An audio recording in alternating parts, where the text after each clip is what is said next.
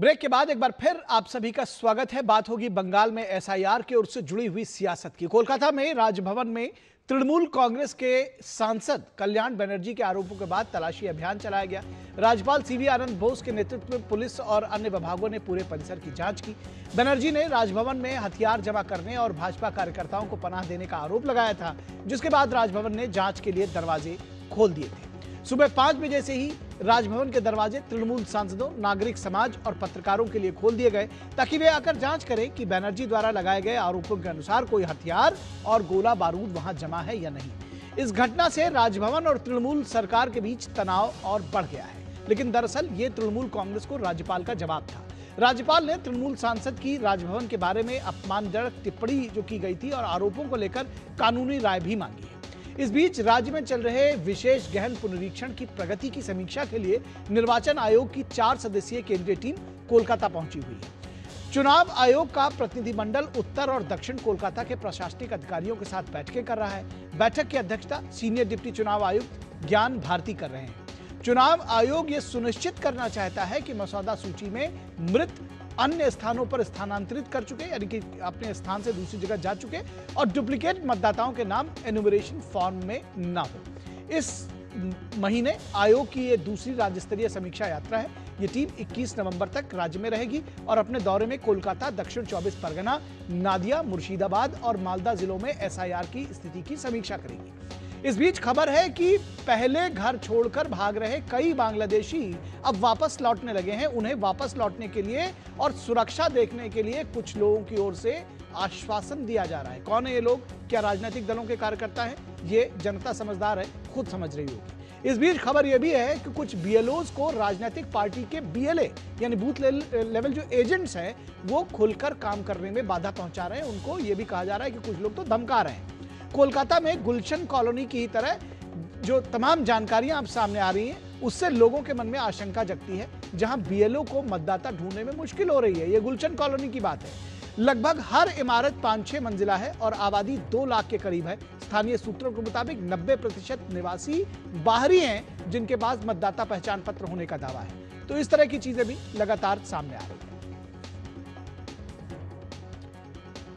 और पश्चिम बंगाल के राज्यपाल सीवी आनंद बोस ने टीएमसी सांसद कल्याण बनर्जी के आरोपों को बेबुनियाद बताया। Allegations made by the Honorable MP are highly inflammatory, explosive, and highly irresponsible. नहीं लो Rajbhavan for public scrutiny today from 5 AM onwards. और इस पूरी खबर पर बातचीत करने के लिए हमारे साथ हमारे संवाददाता प्रसेनजीत बख्शी इस वक्त कोलकाता से जुड़े हुए हैं। प्रसेनजीत, एक तो ताज़ा अपडेट्स जो इस वक्त चुनाव आयोग की टीम है उसके विषय में भी दे, और साथ ही साथ ये बताएं कि ये क्या जो पूरा ये राजभवन वाला प्रकरण हुआ, क्या ये लगता है कि एसआईआर और इसके बीच की जो सारी प्रक्रिया है उसको उससे कहीं ना कहीं ध्यान भटकाने के लिए टीएमसी की एक सोची समझी रणनीति है? देखिए, पहली बात तो निखिल बताएं कि ये जो एसआईआर की प्रक्रिया है, एसआईआर की प्रक्रिया को पूरी एकदम अपने आंखों से देखने के लिए एसआईआर की प्रक्रिया में जो कई कई जगह से कुछ लोगों की, खासतौर से जो बीएलओ है उन लोगों की तरफ से कुछ शिकायतें हैं। कुछ जो कोलकाता और दक्षिण 24 परगना खासतौर जहां से डायमंड हार्बर, जहां से अभिषेक बनर्जी सांसद है, वहां से कुछ शिकायतें हैं। वो अपने आंखों से देखने के लिए ईसीआई की जो टीम है वो team absolutely sorry Nikhil, ECI की जो टीम है आज सुबह पहुंचे हैं और उनका जो मीटिंग है वो जारी है।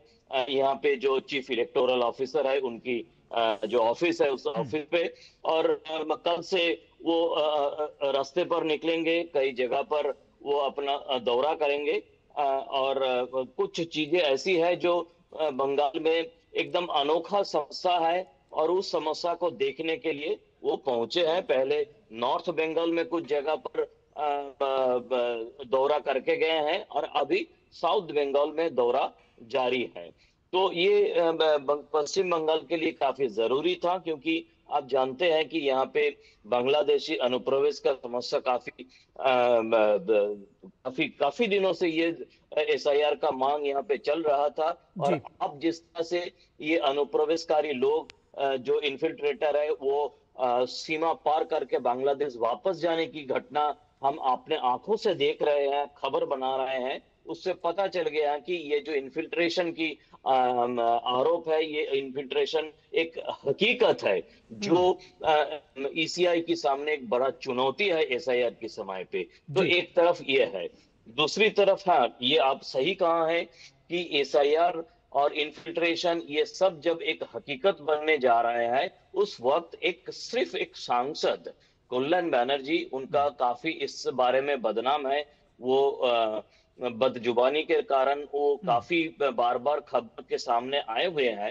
लेकिन इस बार इस तरह से एक महामहिम के बारे में बातें करना, एक राजभवन को इस तरह से उनका बदनामी करना कि वहां से बीजेपी की जो लोग हैं उनको जो वेपन दिया जा जी। रहा है, उनको जी। बाकी सब कुछ दिया जा रहा है, ये काफी एक सस्ता किस्म का आरोप लगाना। और इसीलिए महामहिम काफी दुखी है। उन्होंने लोगों के लिए राजभवन को खोल दिया था कि राजभवन और सीआरपीएफ की जो बम स्क्वाड है वो आके वहां पे छानबीन करके गया है। और आज जी। के दिन कल्याण बनर्जी के लिए छोड़ा गया था कि अगर माफी ना मांगे तो कल्याण बनर्जी के खिलाफ ठीक। कानूनी कार्रवाई किया जाएगा। अब जी। इंतजार है कि इसके बाद क्या करेंगे महामहिम ने। जी निखिल। बिल्कुल, निश्चित तौर पर तेजी से घटनाक्रम बदल रहा है। देखते हैं कि क्या कुछ होता है, लेकिन फिलहाल इन सब के पीछे जो सियासत है उसको जनता देख भी रही है और समझ भी रही है। बहुत शुक्रिया इस तमाम बातचीत और जानकारी के लिए प्रसेनजीत बख्शी। तो इस वक्त के आज के अंक में बस इतना ही। हमारी पूरी टीम को दीजिए इजाजत। नमस्कार।